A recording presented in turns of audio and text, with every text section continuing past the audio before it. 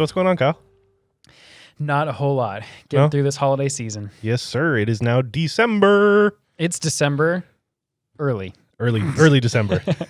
That's crazy to me that it's already almost 2021. I guess it's a good thing that this year is going to end, though. Yeah. Yep. Yeah. It's about time. But let's end it on a positive note. Yes. So this is going to be a rather long episode. And in fact, it's going to be so long that we're going to split it into 2 episodes. Nice. So we're going to be talking about coral reefs. Woohoo. Possibly one of our favorite subjects. Definitely my favorite subject. I don't know about you. Yeah, I mean, we both owned coral reef tanks and for a very long time. We did. Largest living structure on the planet. Oh, by far. Super cool. It is. Super cool. So let's just kind of jump into it here. The first episode here is going to be talking a lot about the coral and kind of the how the actual coral reef is formed. And then next episode, we'll get into more of like the fish and all that type of stuff. The ecosystem surrounding it. Exactly. Cool. Yep. So basically here, let's see. So polyps are the foundation of coral. Right. So coral is made out of calcium, and it is a symbiotic relationship between 2 organisms. Basically, you have the polyps and you have zooxanthellae algae. Mm-hmm. The zooxanthellae algae is a photosynthetic algae. It makes its food from the rays of the sun. Correct. 90% of the coral's food comes from the sun. The other 10% is from the polyps. We can thank a very famous Pixar movie for that little line there. Which one? Oh, Nemo? seaweed is fun. Seaweed is cool. Makes its food from the rays of the sun. Wow, I actually don't remember that part. Dude, really? No. I forget the teacher's name. I think it's literally just Ray. Huh. He sings that. Oh, yeah. At the very beginning of the first when one. they go to the drop-off. That's right. Of the coral reef. That's right. Huh. If I you're need to trying watch to those again. imagine what a coral reef looks like, the ones we're mostly going to be discussing will be tropical coral reefs. Yeah. I guess is the easiest way to kind of think about it and look about it. Yeah. Or think of the look of it. I mean, Ooh, basically the beginning of Finding Nemo. Yeah. That's what we're talking about. Yeah. Floating anemones. But yeah, so polyps are basically little jellyfish. They're upside down jellyfish. In fact, they're in the same phylum as jellyfish. Okay, I didn't know that. Yes. So they're very closely related to jellyfish. See, as many of the times as we've talked about like zoanthids and... which is a type of coral. Okay, sorry, yeah. As he said, we both have lots of experience in coral reefs. Keeping in fish tanks. Keeping, yes. Sustainably. Yeah, we note. So the cool part is we had, or I guess Nick had, California coral. Mm-hmm. And the buyers that you specifically purchased from, and then especially the clownfish too, was all captive bred. Yeah. So everything I've done for the past 10 years, basically, a little bit less, has been captive. Yeah, we sustainably raised in other people's tanks. We made a very huge point to stay taken away from the ocean. Yeah, we made a huge point to stay away from wild caught. And like even when we went to conventions, we would go around and not target. We would look out for the people who were only doing captive bred and stuff like that. Yeah, you can definitely tell. Oh yeah, I mean, it's very easy to tell. Sure, you don't get crazy color, vivid colors and stuff like that, but it's just so much. It's such a peace of mind. Such a peace of mind. Definitely. But yeah, so back to polyps. So same phylum as jellyfish. In fact, jellyfish start out, I believe, in a polyp stage. That's cool. So they kind of look like polyps when they're little babies. Are they microscopic, or can you kind of actually see them with the human eye? I believe you can see them with the human eye. I think they're big enough. That's a good question. Yeah. They must be so adorable. All I just think of little is baby jellyfish. What's her name from Finding Nemo? And she's like, one fin is smaller than the other. Like. Yeah. I really need to watch that movie again. It's been so long since I've seen that. Going back and watching it now as an adult, like a semi-educated adult, you get so much more out of it. I'm sure. And we did the backstage tour of the Long Beach Aquarium. Oh, yeah. And that's where the directors and stuff did a lot of their research. And it was so cool to see the connection that they actually did and like the actual, the phylums that they followed and the actual food structure that they followed. And it was just so accurate. And I was like, now watching Finding Nemo as an adult and having more knowledge of coral reefs and, pelagic fish too. It's just, you get so much more out of it. And you're just like, you honestly are kind of stunned. I mean, it's like, I guess I should watch it again. I hated the impact that it had on the reefing community. Everybody wanted a clownfish and they'd keep them in little jars and stuff. That's another story. So polyps are the little creatures that live inside the coral. They live in a symbiotic relationship with that zooxanthellae algae, which is the photosynthetic algae. And they work together to basically build this calcium structure in which they live. It's like a little apartment building almost. like a little constantly growing apartment building. Yeah. So that's pretty cool. Basically like a goo layer on top of a bone layer. Yeah. Is the way I like to think about it. Yeah, basically. So, and it's unfortunate is that when they melt away, that bone structure is left over. And it used to be in tanks before reef keeping, and it used to be the popular thing is to keep dead coral. The white coral. If you ever see like those big, like they look like little tree branches of white coral, that's this skeleton of a piece of coral. Yep. And that's what reefs are. They're literally made out of skeletons of coral growing on top of other skeletons of coral. Yeah. It's the coolest. It's pretty cool how it just it's recycles literally itself. layers, like millions of years of layers of coral just growing on top of each other. I think the coolest ones that I love to see are the big brain corals or the dome corals, the big round ones. The big round ones, yeah. Those things, you always look at it and you kind of see in the images, these things are massive. I mean, these things are like feet across, like 10, huge. 20, 30 feet. Yeah. And it looks like a brain, and this thing is one giant stony coral. Yep. And a hard, stony structure. And that is like the coolest thing to me. It's like this, it's literally a massive bone. It's just like... It's just calcium. Yeah, it's just a huge piece of calcium. That's super cool. But yeah, they take up 1% of the oceans, but 25% of the known marine life lives inside of them. Marine life. That's crazy though. Quarter of the known living organisms in the ocean live in coral reef. Yeah. But coral reefs only take up 1% of the oceans. So it's 25% of the known marine species live in coral reefs, or is Correct. that including the species that make up a coral reef? Like corals? Yeah. Okay, corals, cool. fish, whatever. Yeah. All of it. I just combined. want to be clear on that one. A quarter. That's, well, even the 1%. Yeah. I mean, 1% of 70% of the earth is like a massive number. It is a big number, but it's very small. I mean, comparatively to the 25% of the population. Yeah. It's pretty cool. It's literally the largest living structure. Like, that's insane. Yeah. It's just a big old group of organisms living together. It's a mini city underwater. Yeah, basically. I like that. Thank you. I like that. So it's really big, but it's really fragile, right? Yeah. So the biggest thing is the zooxanthellae algae, and it basically requires a super stable ecosystem. As we know. Yes, as we know. So temperature, lighting, salinity, other chemicals all play a huge factor. Even the particles in the water, like let's say somebody's cutting down trees upriver, right? The siltation in the water is just like, that'll just kill coral. Well, even going back to the blob episode, that big pocket of temperature changes is what created an algae bloom, killing off a bunch of other stuff. So that's So it's very sad to see, but coral can actually live without that zooxanthellae algae. So it'll turn white. The polyps will still stay alive, living off of that 10% for a week or so. If things go back to normal, it can come back to life, which is cool. But yeah, that's not good. It's crazy seeing pictures of like a full-blown coral reef. I think a great example of that was the documentary on Netflix. And they set up month-long or multiple month-long time lapses of coral reefs bleaching over a short amount of time within, I don't even know what, I think it was like 2017 or 2018. And that really should have put into perspective for a lot of people of like how bad that impact was, but also how quickly coral can change. Yeah, what was the name of that? Chasing Coral. Chasing Coral. That's a good one. If you haven't seen that, that's definitely something you should watch if you're semi-interested in this topic. And that's not even just 100% about coral. That's more about the earth and humans' interaction with the ocean. It's a great documentary. It's a beautiful piece of cinema too. It's beautiful photography. I think it's all in like 4K.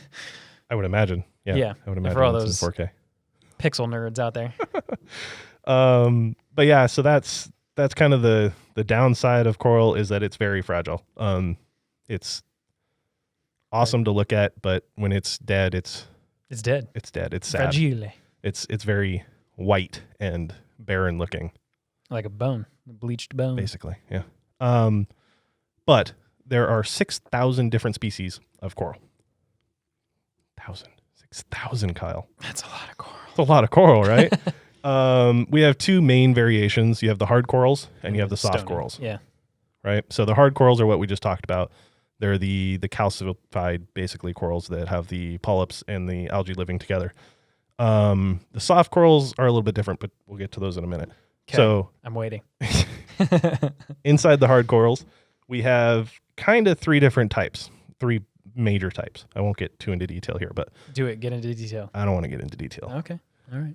Because you would understand, but a lot of other people would not. You put it in your terms, and we'll see if I can dumb it down for everyone. So, three main types. You have the plating coral. Mm-hmm. Think of like a chalice. Yeah, they do kind of cup occasionally, but most of the time they are pretty flat. Think of like a large like table, basically, just hanging off the edge of the reef. Yeah. It's. I think that's probably one of my favorites. Yeah, because it looks like a shelf. Pretty cool looking. And there's always like undersides to it, which keeps it like shadowy and stuff. The other one is encrusting. Mm-hmm. So that's one. Basically, think of like it's like painting itself onto a rock. It'll cover a rock. Yeah, it'll like take morph the shape of it. Yep, exactly, onto the rock. And then once that one dies, then other ones grow on top of it, and that's how we get coral reefs building. And then the third one is the branching coral, which is like maybe that one's my favorite. That's probably the most. I have lots of favorite coral. Coral is all great. But yeah, that one's like the most notable. Everybody knows what that one looks like. A tree basically underwater. Like a small pine tree underwater almost. Those are super cool. And they come in all different shapes and sizes. Like they're not all exactly looking the same. No, I mean there was the most popular one. I remember I forget some convention we went to, and it was like everyone was all about it was.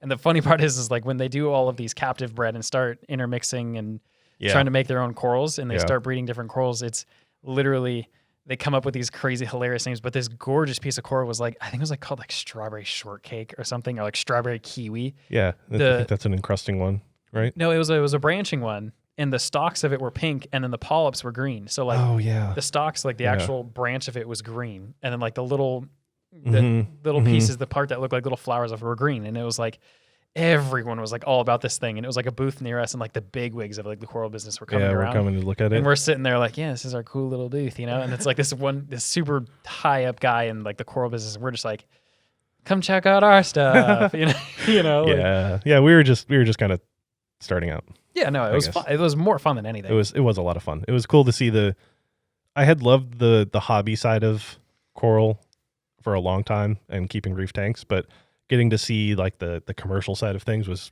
pretty cool. It was interesting to see that back end to everything and how crazy it can get. Yeah, well, I loved going to unique corals because they were really on the beginning path, and this was like 2014, 2015. Yeah, it was a while ago. Not too long ago, but unique was really on the path of doing the homegrown, doing the culture, growing it in home. And it was amazing going to their facilities where it's like these massive tanks, and they're like, oh yeah, we're growing all this coral. And I can't remember his name, but one of the guys we were talking to, he's like, yeah, we haven't gotten like a shipment in like a couple months because we're just trying to grow out our own stuff, which is super cool. So yeah, definitely. So that's hard corals. You got the plating, the encrusting, and the branching. Soft corals, they're a little bit different. They don't really follow that rule of... see, I like soft corals more. I do. No. You just said you like I know. I like them all. I'm sorry. They're a little bit different, though. So sometimes soft corals do not have the zooxanthellae algae. Right. And that also means that they are capable of living in deeper areas where they don't need light. So a lot of your deep sea corals are going to be soft corals. Basically, instead of a calcium structure, they have kind of like I forget the technical name of it, but it's kind of like a wood style structure. It's more of a thin piece of wood type material that goes in the middle of them. And that basically allows them to be flexible and squishy and soft. It's soft. Ooh. But yeah, that's most of the ones you will find down deeper than basically surface level are soft corals. Yeah, and it's always interesting to see is the deep corals as well still have color. A lot of people think they don't have color because it's down deep. That's one of the weird things about coral. So being from the aquarium hobby, we know coral as this like vibrant, like super colorful, crazy amounts of amazing colors. Looking organism. In the ocean, it's got color, but it's not, because what makes it colorful is the UV light that we put the supplementing that we manufacture into the lighting. But normal coral in the ocean does not really have that. It has that brown and red really is kind of the colors that it goes for. Yeah, and so you'll get some greens, but it's more of like the browns and the reds. Yeah, because it's just all in the sunlight, which is just a washed out light. So, but I mean, I would still much rather see it in the ocean than in real life or in a tank. Of course, it's all going to be real life. Yeah, I still have not dove on an actual coral reef. Of like a tropical coral reef? I would love to. Because we have some coral out here, but it's more of the plating and the chalices and the hard corals. We have a lot of soft corals too. Well, we have a lot of fanning corals. Yeah. Sea fans. Sea fans, yeah. Yeah, those are soft off corals. Off at the islands, those are... I remember going on a dive to Anacapa, and we did like a fan cave dive, and it was like a pocket, like the size of our little studio here. Yeah. And I just remember Tom, he's like, everyone needs to be super careful. These are super protected. And there was like 2, and I'm just like, oh, you mean that? Yeah. You know? Yeah. Over there? Yeah. It's like, yeah, be careful. Like, obviously this is all going on. He was saying this on the boat. Mm-hmm. It's just like, oh yeah, that's really interesting. And it's just like these like brown, and it's like the easiest way to describe a fan coral is basically like the Japanese fans that you like flick out, and it's like the half, like the half circle. Yeah. It's like a fan coral. Yeah. It's kind of like a spider web. I kind of think of them kind of like a 2-dimensional tree.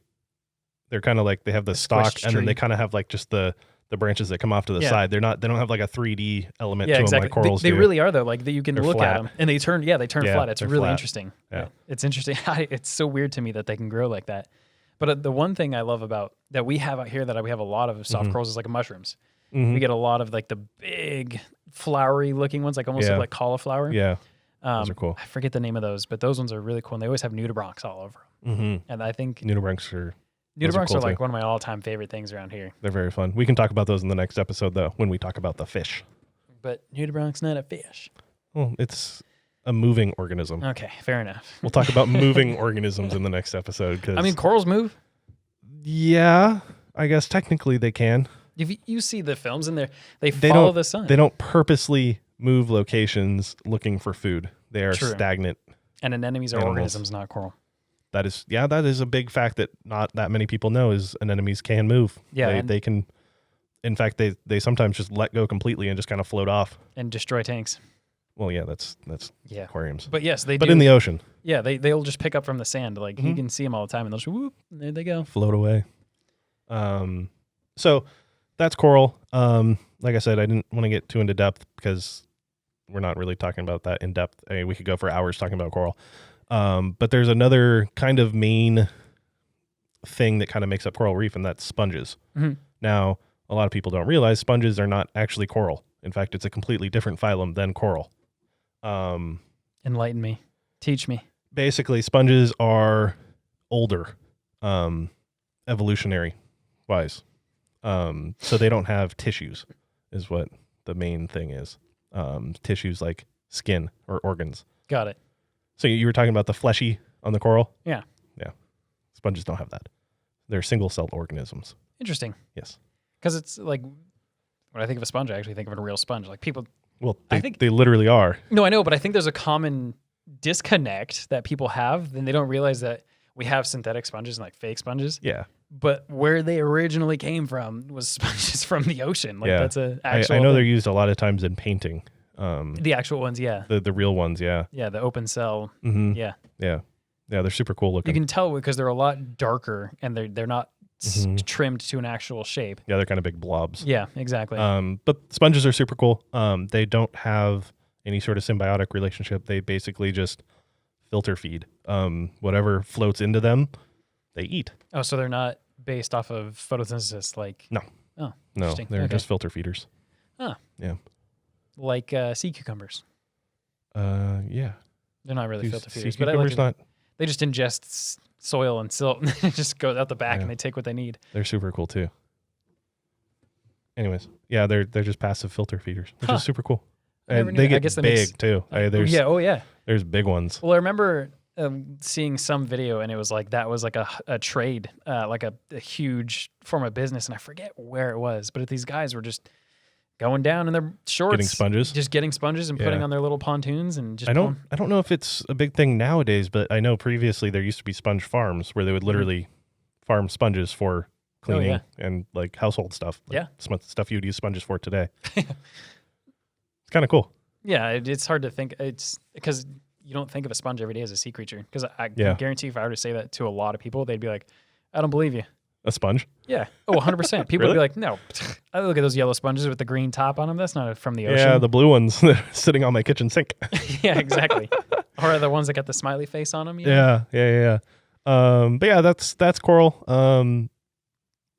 Coral's interesting because, like I said, it is super fragile, which unfortunately means that in today's day and age, we have a lot of issues with coral.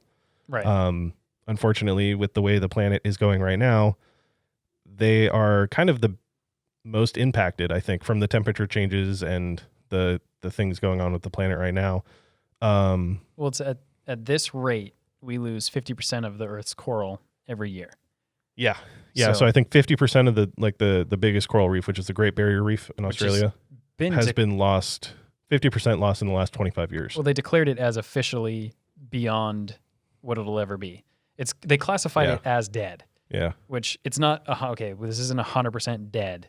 Yeah. There's still a lot of living coral, but you guys have to understand the Great Barrier Reef is hundreds of thousands of miles. It's huge. Big, wide, and you can see it from space. Yeah. It's one of the few structures you can see from space. Yeah.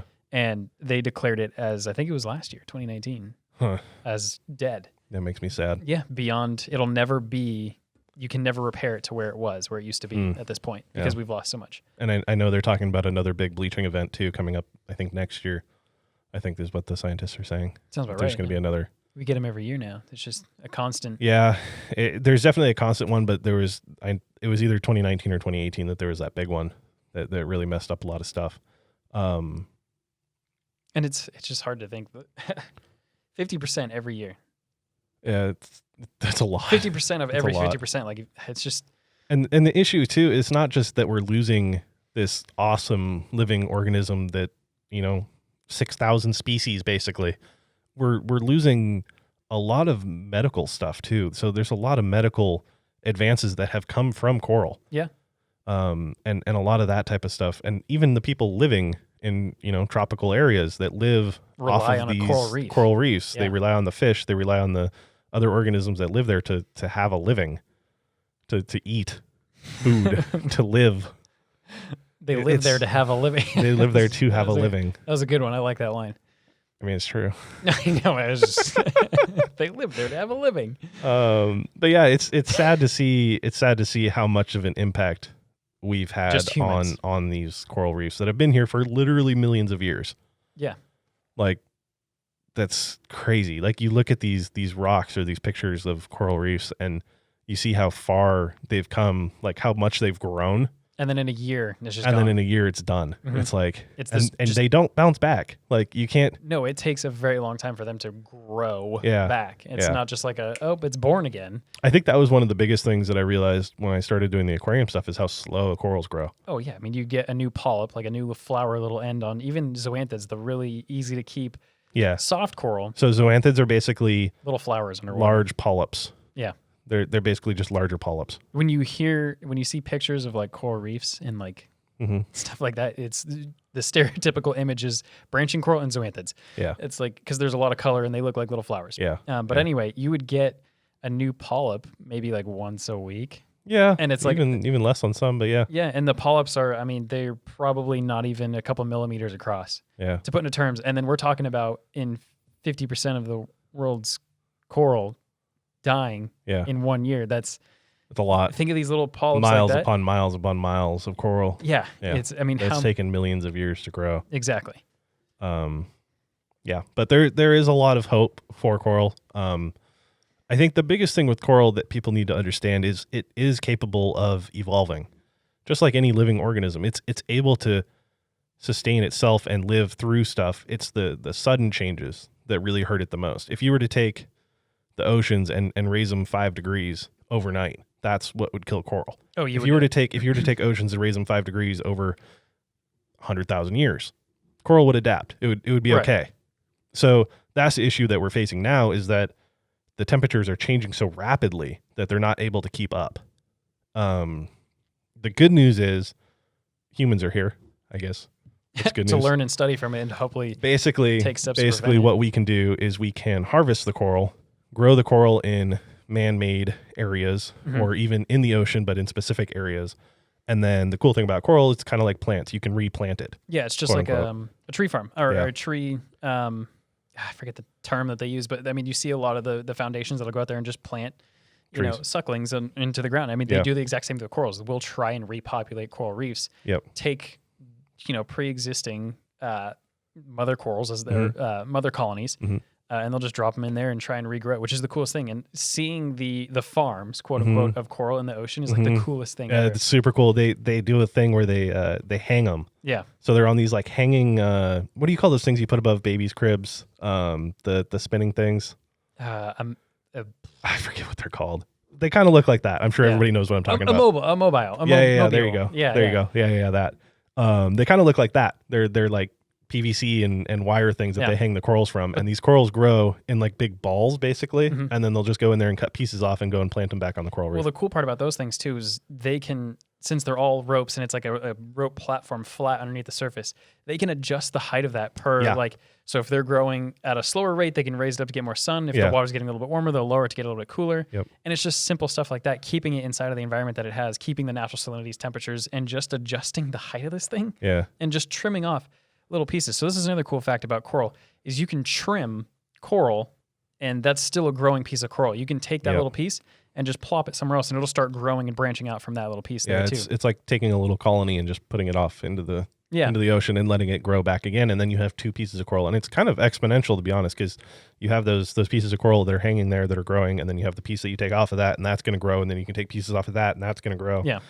So we can save the coral. We're going to have to take the most hardy corals, the ones that are most capable of taking that temperature change and using those. Unfortunately, we're probably not going to be able to save all 6,000 species of coral. No. Because there is some coral that is just way too susceptible to the temperature changes, which sucks, but at the same time, at least we can save something.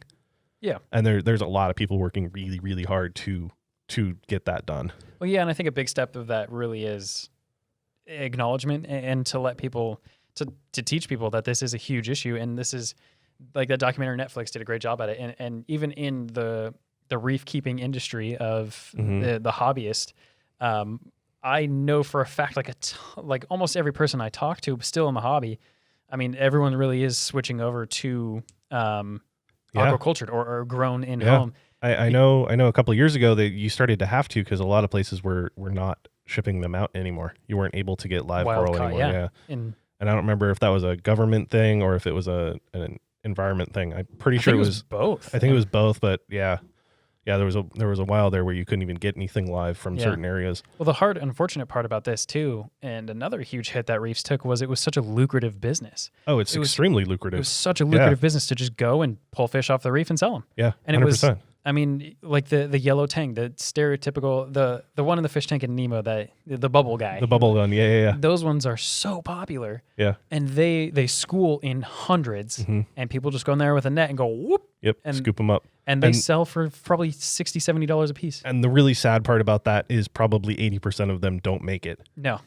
They're living animals, and a lot of people don't realize that. And to take a living animal out of its wild environment, put it into a bag, put it into an airplane, fly it to another country, take it out of that, put it into a tank that has controlled levels, take it out of that tank, put it into another tank that has controlled levels. Like, that's a lot of stress on an organism. Yeah. Like, could you imagine somebody coming to your house, grabbing you, taking you to Antarctica, throwing you out there, and then grabbing you the next day and taking you to the desert? Like, come on. Like, there's no way that you can adapt that fast to different changes. Yeah. And there's only so much you can do as a hobbyist too to help that animal. Like, you're only getting the end product of it. Right. So it also depends on, how they catch it and how they do that. I know a lot of times with fish, they'll use chemicals to catch them, and they'll kind of like stun them with chemicals. Yeah, it's almost they put them in like a catatonic state, and they'll like basically drug them. Yep. And they just pull them up like that. Scoop them up. Yeah. And the hard part is with coral, they have no natural defense against humans. No. So you literally go over there and you can just pick it right off the reef and say, here we go. That's it. Yeah. And that was a huge issue too. And blast fishing. I don't know if anyone's ever heard of this or seen this. This, I forget where it was. I think it was in like Madagascar, South Africa-ish. Yeah, sounds about right. And to fish, they just throw a stick of dynamite in the water, and the pure pressure waves alone would kill all the fish around it. They just scoop them up. Here we go. Here's our food. But you drop a stick of dynamite down on a coral reef, and you're just going to demolish it. And that's, it's just, it doesn't sound like a big number, but when these guys have been doing it for 30, 40 years, as long as they've had this technology, that's what they know. They're going to continue to do it. And you see these guys now, and they're reporting the lowest of the low numbers in their reefs of fish. And it's, you would think that in their own simple community that they would see this huge impact that it's having and kind of realize that and come to a stop. But it's hard. It's all about money, unfortunately, to some people. Those ones, it's almost like it's about a form of survival because it's like these villages off of the the sides of the oceans, these communities off the sides of the ocean, and like that's what they've known and understood, and they just adapted current times to their reefs or your fishing zones, right?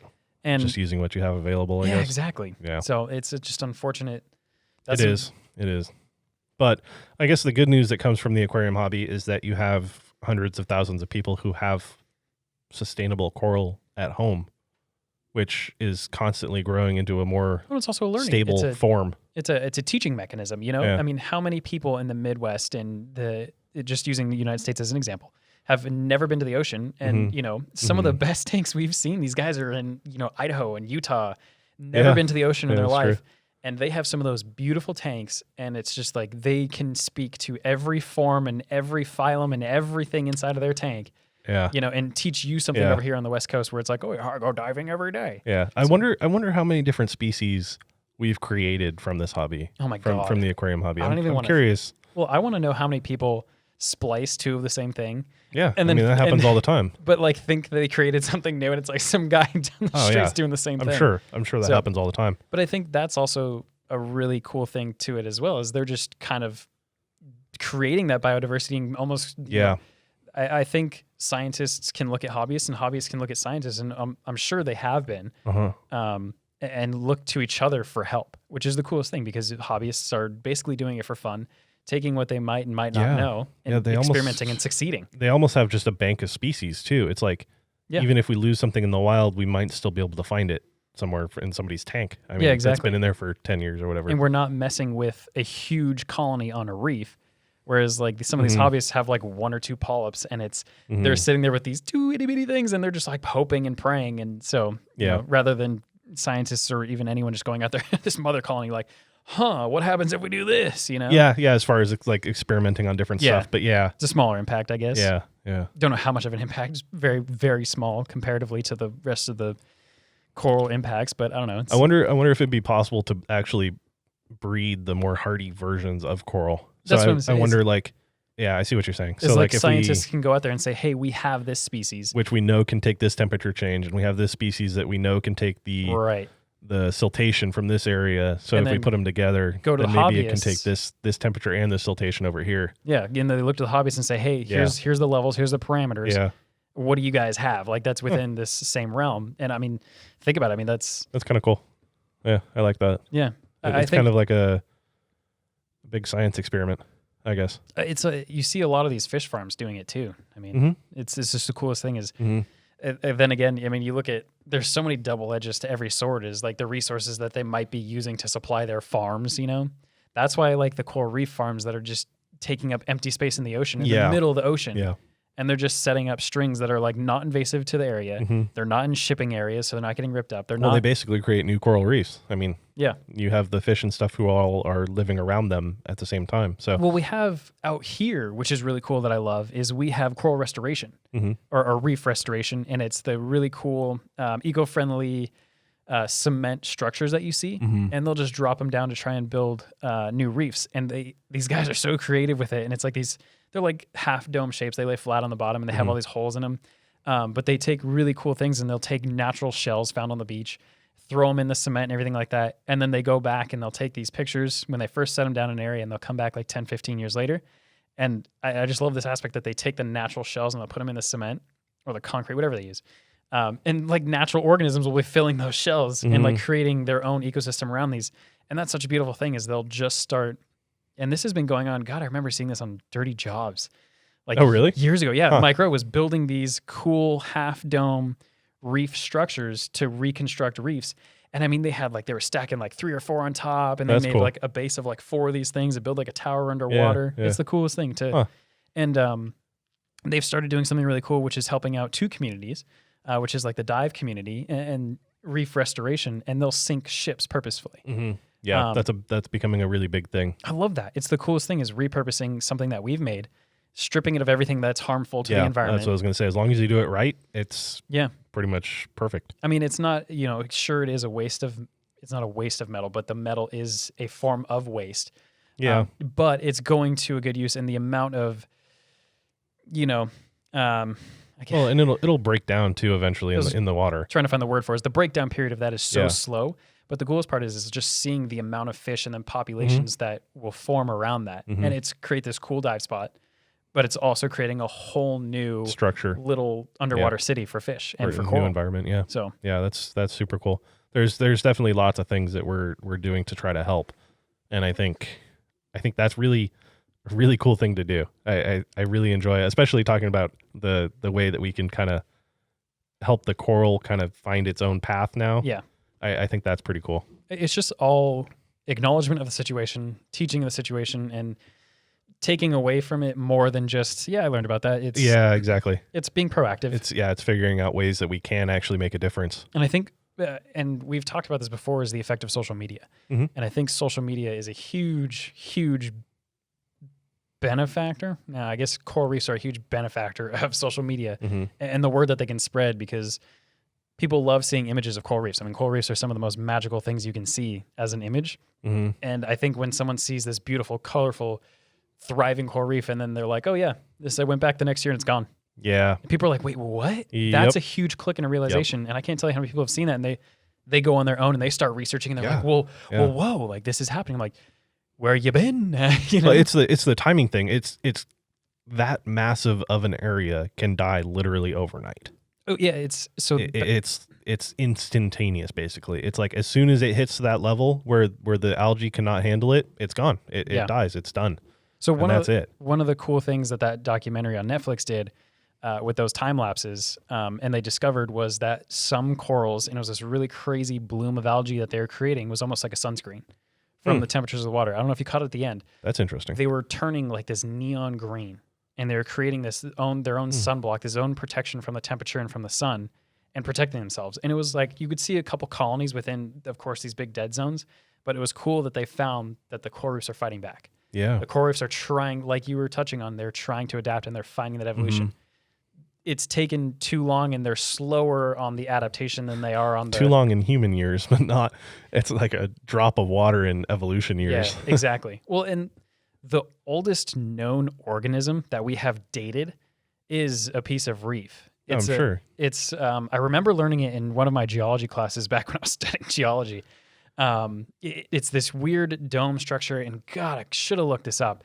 But I totally forgot about it. And it's still living today, and it's the oldest carbon dated, and it literally looks like it's in this like almost like boiling water on the edge of the ocean, and it's this weird little structure, but it's a living organism, and it's the oldest thing on Earth. It's probably a sponge of some sort. It looked hard. I can't. The sponges are old. Yeah. I can't remember what it was. Dang, that's gonna bug me now. Yeah, well, we can check it out and talk about it in the next episode too. That's for sure. But yeah, I really want to get more into depth on coral, because it is a crazy different thing. Coral reefs. But yeah, because I think coral. Yeah, coral and coral reefs. I would love to do. I wish we still had the tanks that we did, and I'd love to do like a demonstration of like, hey, this is what you know what I mean, like. Because it's I keep using the word magical, but it's so awe-inspiring to see a coral reef. Like it's the coolest thing, and it's like it leaves you speechless. Like I use the word magical like 4 times. That's all I can think about. You know, it's. Well, I definitely think checking out, if you have the time, check out that documentary on Netflix. Yeah. Chasing Coral. So you call it. I believe it's Chasing Coral. Yeah, that sounds right. Because those time lapses really put things into perspective as far as it's the same guy. I don't know. If anyone saw this one, but it's the same guy who did the documentary and the time lapses of the melting glaciers. Okay. So he did the same thing. Got it. I mean, that's leading into the coral is the melting of glaciers. And he did the same thing. And it was like within a year, these glaciers were just dropping in size. And that's all fresh water going into our saltwater oceans. Changing the salinity. Yeah. It's crazy that, 1 to 2 degrees of water change. I mean, we could barely even feel that. Yeah. Like if you were to check the temperature with your hand, like you wouldn't be able to notice 1 to 2 degrees. But also salinity too. I mean, so the natural level of salinity of the ocean is anywhere from 1.023 to 1.025. Yeah. Anything below or above that 0.23 or 0.25. So if you're 0.27, that is way too salty, and coral will start to melt off and die. Mm-hmm. And if you are below that, so you're not salty enough, same thing. They'll just start closing up. It's the craziest thing to me how sensitive that is to think about in salinity. And people don't think about how salty the ocean is. No. I mean, no. You can't tell with, the taste of your tongue. I wish you could. That'd be kind of cool. There's probably someone in the world that's like 1.023. 1.023. Yep. Yeah. Salinity is a weird thing too, because it'll literally change mile to mile. Yeah, but that's the thing too, is adaptation. And there's different parts of the different areas of the ocean that are saltier than the other. I mean, and there's obviously like the Salton Sea that we have over here. It's just the nastiest thing alive.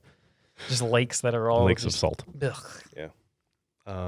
But yeah, I think that's a pretty good spot to cut this off. Of coral in coral reefs. In coral reefs, yes. Yeah, we'll talk about the fish and the rest of the ecosystem and the. We started at the ground level. The kind of. And now we're gonna go up. Yeah, we are. We're gonna go up. Literally, gonna go up into the fish. We started on the streets of the city, and now even though there's a lot of fish that live with coral. Yeah. Oh, I mean, if you've seen Finding Nemo. Oh yeah. Huh? Well, I guess. Surprise! Clownfish live in anemones. But anemones aren't coral. They're anemones. What kind of home do you live in?